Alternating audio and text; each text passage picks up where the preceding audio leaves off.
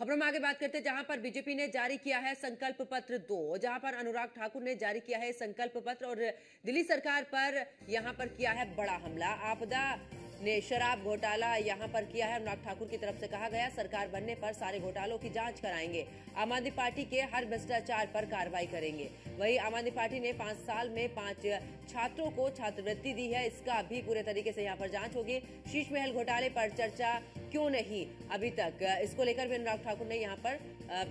केजरीवाल को घेरा है और साथ ही दिल्ली राजस्व घाटे में होगा और इन सभी पहलुओं पर पूरे तरीके से जांच की बात भी कही है। अगर एक बार फिर से दिल्ली में बीजेपी की सरकार बनती है तो यहाँ पर ये तमाम जांचें होंगी। दिल्ली में आपदा के कारण कोविड महामारी के दौरान जहां ऑक्सीजन नहीं मिल पाती थी, अस्पतालों में बेड नहीं मिल पाते थे, उस समय सैकड़ों करोड़ रुपए इन्होंने माफ कर दिए शराब व्यापारियों के। 2026 करोड़ का घोटाला आपदा ने, आम आदमी पार्टी ने किया और कैग की रिपोर्ट जब आ गई तो उस रिपोर्ट को भी विधानसभा में नहीं लेकर गए। मेरा सीधा सवाल है आम आदमी पार्टी से, ऐसी क्या मजबूरी थी कि कैग रिपोर्ट को आप विधानसभा क्यों नहीं लेकर गए? अपने भाषण देने के लिए आप कभी 1 दिन 2 दिन के विधानसभा सत्र बुलाते थे, कैग रिपोर्ट को पेश क्यों नहीं किया गया? दिल्ली जल बोर्ड के 28,000 करोड़ के घोटाले पर क्यों नहीं आपने चर्चा करवाई? मोहल्ला क्लिनिक के आपके 65,000 फर्जी लैब टेस्ट हुए, आपने उस पर चर्चा क्यों नहीं करवाई?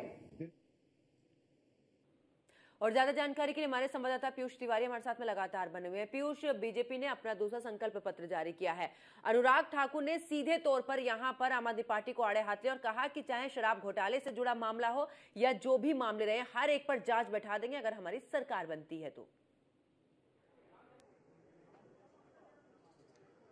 बिल्कुल, अगर हम बात करें तो पूर्व केंद्रीय मंत्री और वर्तमान के जो बीजेपी सांसद हैं अनुराग ठाकुर, उन्होंने बीजेपी का जो संकल्प पत्र पार्ट 2 है वो जारी किया है और इस संकल्प पत्र में कई जो वादे हैं वो दिल्ली की जनता से किए गए हैं। इन वादों की अगर हम बात करें तो उससे पहले आपने देखा कि बाकायदा अनुराग ठाकुर ने ये कहा कि जो भी घोटाले हो रहे हैं उसकी बाकायदा जो जांच वो कराई जाएगी। इसके साथ ही चूंकि पार्ट 1 जारी किया जा चुका है और पार्ट 2 आज जारी किया गया है और इस पार्ट 2 में खासतौर पर ऑटो वालों पर खासा फोकस रहा, जिसमें 10 लाख के जीवन बीमा की बात करें और 5 लाख के दुर्घटना बीमा की बात करें। इसके साथ ही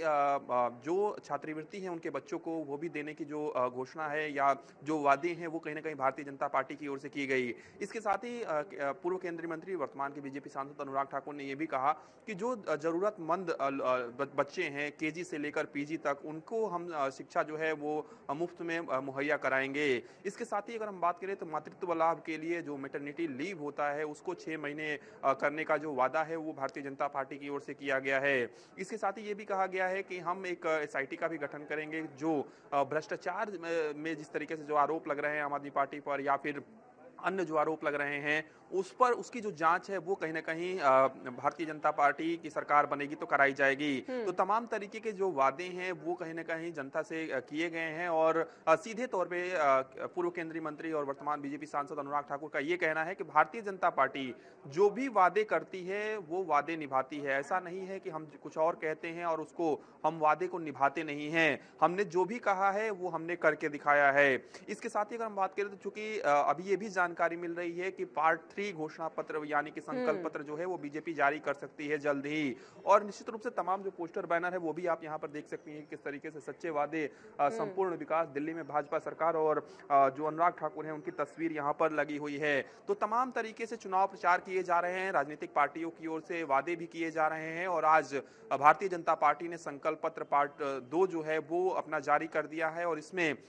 तमाम लोगों पर खासा फोकस रहा, चाहे वो युवाओं की बात करें, क्योंकि ये भी कहा जा रहा है कि जो युवा प्रतियोगी परीक्षाओं की तैयारी करते हैं उनके 2 बार की यात्रा के लिए और 2 बार आवेदन शुल्क की और भी जो सुविधाएं हैं वो कहीं ना कहीं बीजेपी सरकार आएगी तो उन्हें मुहैया कराई जाएगी। तो युवा की बात करें और ऑटो वाले की बात करें, इन पर ज्यादा फोकस जो है वो कहीं ना कहीं इस बार बीजेपी का यानी कि इस संकल्प पत्र 2 में रहा है। हालांकि तमाम तरीके